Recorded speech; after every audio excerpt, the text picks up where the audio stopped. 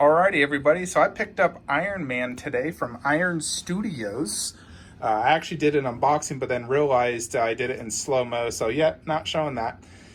So here he is in this setup. I have him on a little display riser to give him even extra height. I'll show you with and without the display riser though. Spider-Man definitely needs one. I might even make Spider-Man even taller and just leave Iron Man as is because he is kind of a tall figure. But here he is. I'm quite happy with this. I think Iron Studios did a very well job. So the base is your typical 1/10 base where it's just like rocks and rubble. It has a bunch of rebar in the front poking out, which looks really good. He's standing on one leg in the back, shooting, and he does have a few display options. So you have those back repulsor type things that poke out, which technically you could display without. Although personally, I'll never not display them just because that's one unique cool thing I liked about this suit. Don't like it as much in the Mark 85, but in the Mark 50, I think they looked great. So here's one option I think looks great. You have the fist in the back, and then this gun that he formed with his hand with the nanotech, which was really cool. The other option is if you don't want to do that one, you could do just a hand, which is your classic Iron Man.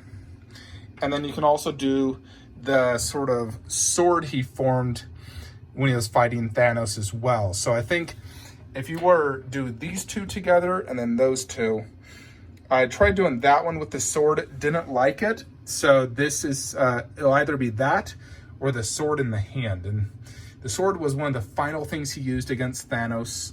And Thanos actually used it against him and stabbed him, almost killing him with it. But here he is. I'm gonna bring him out now so we can get some better close-ups and we'll do a little 360 with him. Okay, so I removed Thanos, pulled him forward so we could get some good 360s. So here is the back part. Now, if you were to not display this, it'd basically be an empty hole. I mean, you wouldn't see it from the front, but they don't include a switch out to cover that hole. So for the most part, you're gonna wanna display these because frankly, it looks a lot better. So here it is, very, very nice paint job. You can see in my hand just how big it is. Very nice paint job. I think they did a fantastic job. You know, if you wanna Mark 50 it as, you know, good paint job and not breaking the bank, this is your option. So let me show you this option where he's basically doing the sword. Not a big fan of doing stuff like this where like they're both swords. Similar to the Cyborg, I didn't like having both arms as a gun. I think it's always best to have only just one. So if you were to do this option, then definitely want to do the hand like so. Do it more like that. I think that looks cooler, no doubt. It's not in properly, but it's hard to do it with one hand. But you get the idea. All right, so here is Iron Man with no, displayed riser, but we doubled down on Spider-Man to really give him some height, especially due to the angle in which he's shooting out his web. It's probably best to just have him up high. Plus, due to the fact he's behind Thanos, I think it's probably best to do it like that. Iron Man's still in a good flying pose and has good height. We have Star-Lord also on a display riser since he's like flying on those magic things from Doctor Strange. Need Drax. And then bottom, either do pink foam or just print something that have them on, and that will complete this Titan setup. Still waiting on all these Endgame stuff to show up. Freaking Iron Studios hasn't shipped anything. Order placed December 17th, paid in full, 0 shipping. What the fuck? I had to email their customer support because it just shows everything in pre-ordered status, even though stuff's in stock.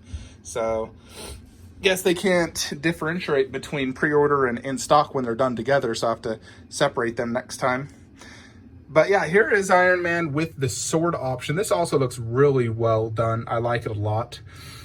So that's very cool, although I probably won't be doing this one that often, just because this would display better if it was closer and just him and Thanos. I think in a distance it's better to have the big gun. Plus that big gun looks really cool. I mean, check this out. Super cool. Very detailed. But yeah, this is a really nice figure. It has a very good paint job, very bright and juicy, great detail.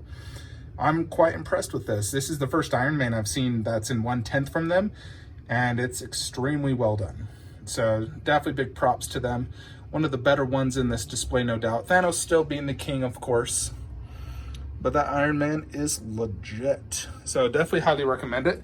It's still in stock on Big Bad Toy Store. That's where I bought mine for like 135 bucks. Let me know your thoughts on what you think. Just need Drax to finish this little display off. Like, comment, subscribe. Have a great day.